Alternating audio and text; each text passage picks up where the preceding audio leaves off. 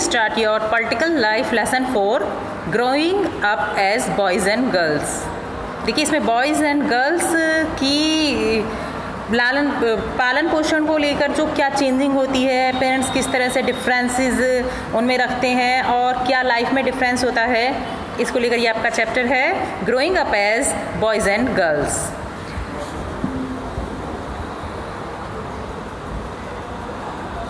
Being a boy or a girl is an important part of one's identity. एक लड़का या लड़की होना ये किसी की भी आइडेंटिटी का एक इम्पॉर्टेंट पार्ट होता है। The society we grew up in teaches us what kind of behavior is acceptable for girls and boys. जिस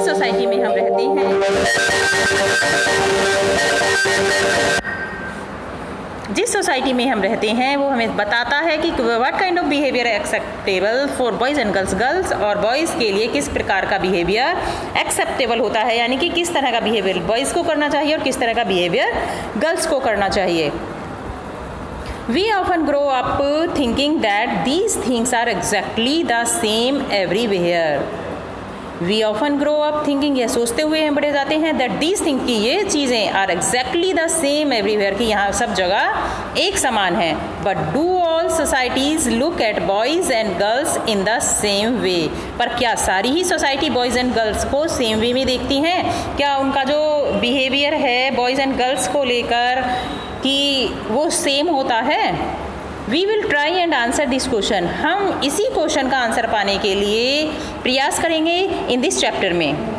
we also look at how the different role assigned to boys and girls. हम देखेंगे कि क्या different role होता है boys and girls के लिए, prepare them for their future role, भविष्य में अपने आप को प्रिपेयर करने के लिए as man and women. We will learn that most societies value men and women differently. हम देखेंगे कि जो ज़्यादातर सोसाइटीज़ होती हैं वो मैन एंड वोमेन को डिफरेंट तरीके से लेती हैं, यानी कि उनमें फ़र्क मानती हैं। The roles women play and the work they do are usually valued less. जो रोल वुमेन्स प्ले करती हैं और उनका जो कार्य होता है वो यूजुअली क्या होता है, वैल्यूड लेस, यानी कि उसका कोई महत्व नहीं होता है। Then the roles man play and the work they do, उनकी तुलना में जो मैन करते हैं और उनका जो वर्क होता है उनकी तुलना में जो लेडीज़ का काम होता है उसको वैल्यूड लेस माना जाता है, यानी कि उसकी कोई भी वैल्यू नहीं होती है। पुरुषों की तुलना में महिलाओं के जो कार्य होता है उसकी कोई भी वैल्यू नहीं होती है, जो कार्य महिलाओं के होते हैं। इस चैप्टर में ये बताया जाएगा। This chapter will also examine, ये चैप्टर ये भी एग्जामिन करेगा how inequalities between man and women, कि मैन एंड वोमेन के बीच में क्या क्या इनइक्वालिटी या असमानता है। Emerge in the area of work को देखते हुए दोनों के बीच में क्या असमानता है, इस चैप्टर में ये आपको बताया जाएगा।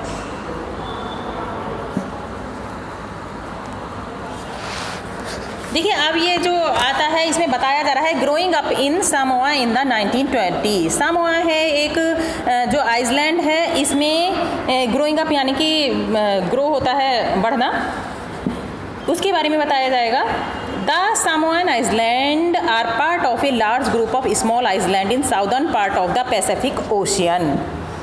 जो ये सामोआन है ये एक आइसलैंड है, ये इस साउदर्न पार्ट का एक पैसिफिक ओशियन का। In 1920 according to the research, 1920 के एक रिसर्च के according, report on Samoan society, childrens did not go to school, बच्चे जो हैं वो स्कूल नहीं जाते हैं। दे लर्न मैनी थिंग, वो बहुत सारी चीज़ें सीखते हैं, such as how to take care of children, कि बच्चों को कैसे पालना चाहिए, और डू हाउस होल्ड वर्क, और घर का कार्य कैसे करना चाहिए। मीन्स ये है कि उन बच्चों वहाँ पे सामोआन आइसलैंड में बच्चों को स्कूल नहीं भेजा जाता है, उनको घर के कार्य सिखाए जाते हैं। यहाँ पर ज़्यादातर जो बात चल रही है वो लड़कियों की चल रही है।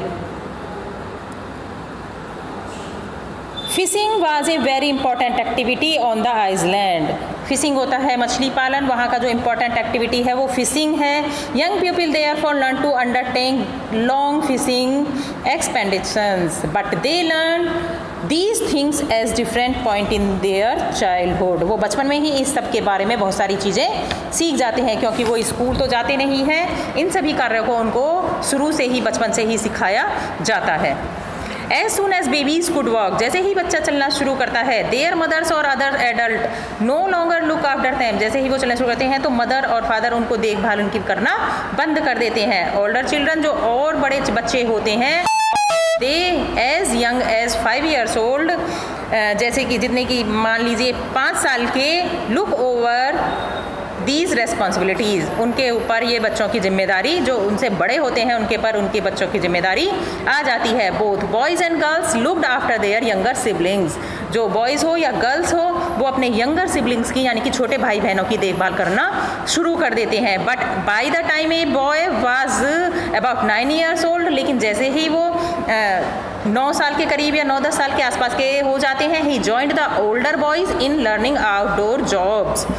9-10 साल के होते ही वो आउटडोर जॉब्स यानी कि बाहर जाकर काम ढूंढना शुरू कर देते हैं और अपने बड़े भाई बहनों के साथ काम में लग जाते हैं, जैसे कि फिशिंग में एंड प्लांटिंग कोकोनट को ये प्लांटिंग में या फिर फिशिंग में। Girls had to continue looking after small children, जो लड़कियां होती हैं वो अपने छोटे भाई बहनों की देखभाल में लग जाती हैं।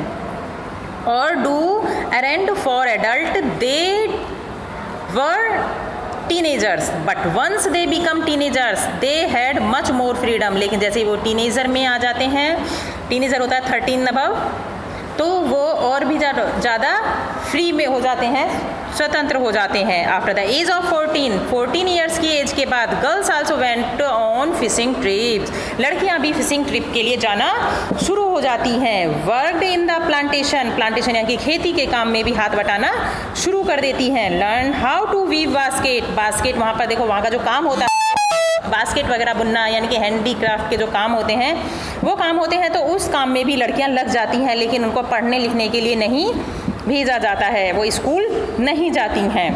Cooking was done in special cooking houses, उनको कुकिंग यानी कि खाना पकाना सिखाया जाता है। Where boys were supposed to do most of the work while girls helped with their preparations. Okay students, इस पैराग्राफ में यही बताया गया है कि बच्चों को सामोआन आइलैंड में स्कूल भेजने के बजाय यानी कि उनको एजुकेशन देने की बजाय घर के कामकाज और बॉयज़ को ऑक्यूपेशंस में जो वहाँ के होते हैं उनमें लगा दिया जाता है।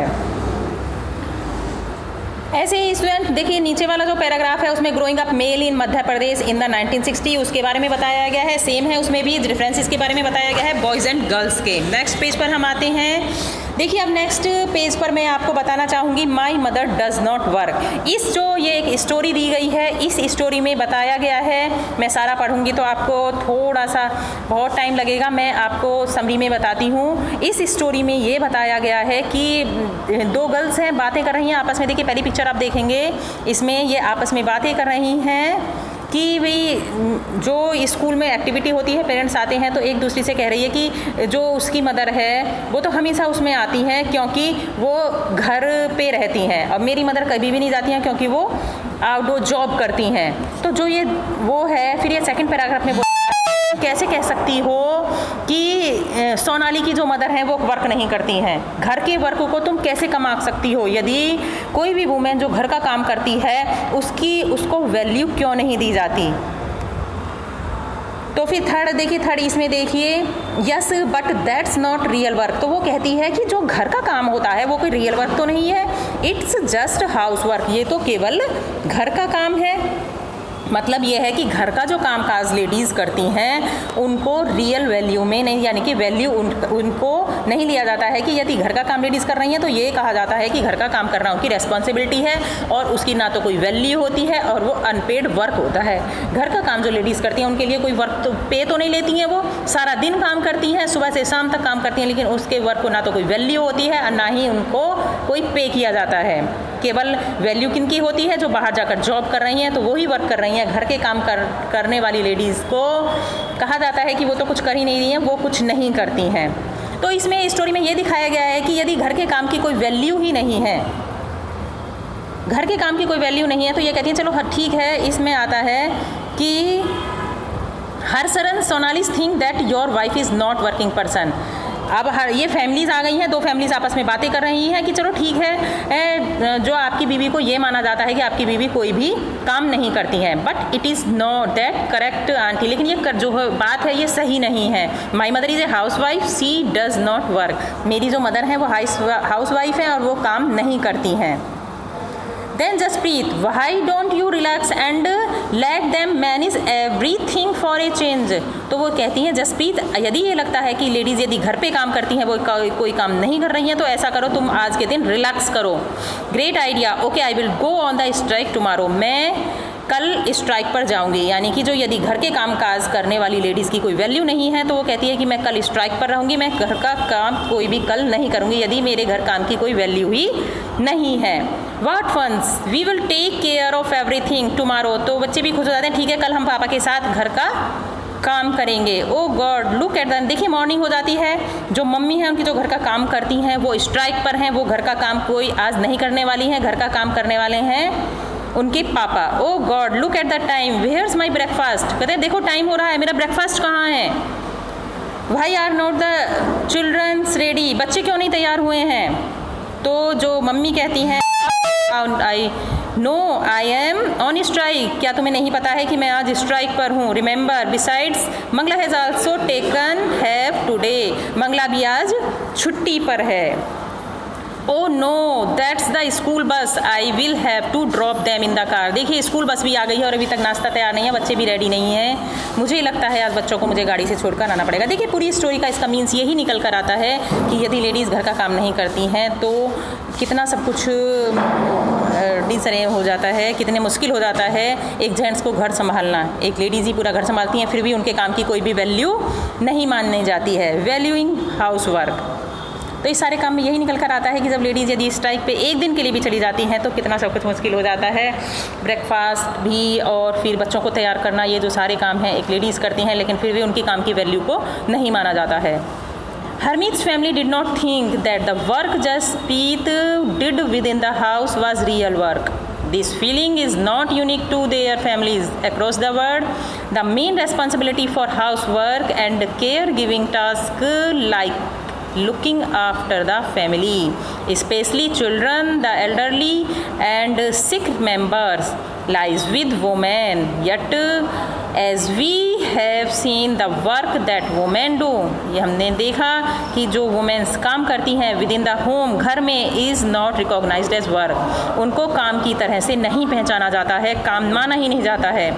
It is also amused that this is something that comes naturally to women.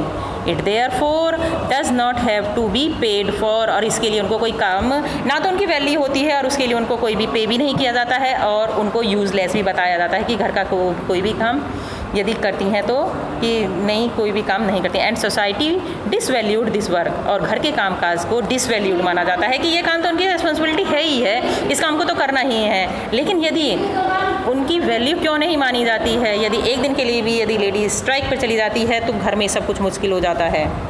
Means ये है कि उनके काम की भी वैल्यू होनी चाहिए, उनको भी वैल्यू मिलनी चाहिए।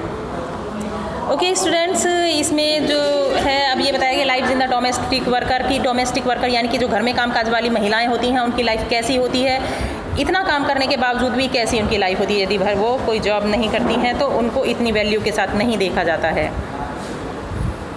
Women's work and equality, as we have seen the low value attached to women's household and caregiving work is not an individual or family matter, ये केवल फैमिली मैटर नहीं है या इंडिविजुअल तरीके पर ये कोई एक मैटर नहीं है व्यक्तिगत तरीके पर। It is the part of the larger system of the inequality, ये बहुत बड़ा लार्जर पार्ट है इस समय इनइक्वलिटी का, असमानता का between the man and women. Man and women के बीच में ये असमानता का बहुत बड़ा किस्सा है। Therefore has to be dealt with through actions not just at the level of the individual on the family but also by the government. Principle of the constitution, the constitution says that being male or female should not become a reason for discrimination.